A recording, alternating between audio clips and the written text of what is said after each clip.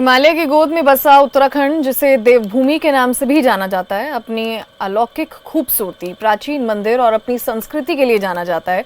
यहाँ की लोक कलाएं और लोक संगीत बरसों से भारत की प्राचीन कथाओं का बखान करती आ रही हैं। ऐसी ही एक प्राचीन परंपरा है पांडव नृत्य की, जो कि देवभूमि उत्तराखंड का पारंपरिक लोक नृत्य है, जिसमें गढ़वाल क्षेत्र के लोग बढ़ चढ़कर हिस्सा लेते हैं।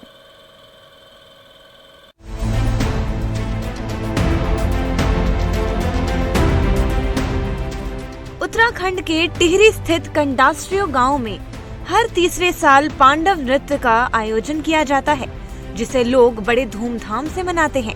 इसमें प्रवासी ग्रामीण भी बढ़ चढ़कर हिस्सा लेते हैं।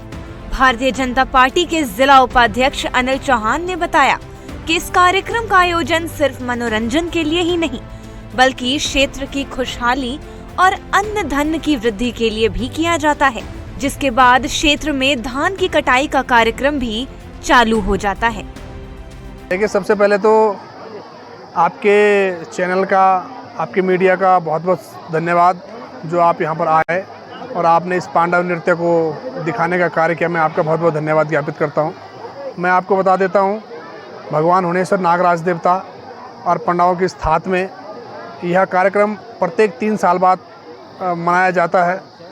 और यह कार्यक्रम केवल एक मनोरंजन के तौर पर नहीं मनाया जाता, बल्कि यह कार्यक्रम क्षेत्र की कुशलता के लिए, क्षेत्र के अन्न के भंडार, धन के भंडार भरे रहे और बहुत अच्छा क्षेत्र में समृद्धि रहे, इसलिए यह कार्यक्रम मनाया जाता है। तो दूसरी ओर पांडव नृत्य कार्यक्रम समिति के अध्यक्ष दिनेश नेगी और डॉक्टर देव सिंह कंडारी ने बताया कि सालों से चली आ रही धार्मिक परंपरा को गांव के जवान से लेकर बुजुर्ग से आगे बढ़ा रहे हैं। ये तो पौराणिक चल रहा है महाभारत काल से।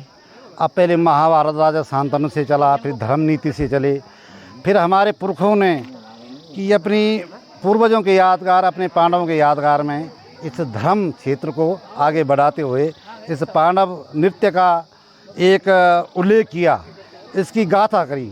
जैसे माँ द्रौपदी और 5 पांडव वरदानी पुत्र थे और धर्म की उनकी जीत हुई।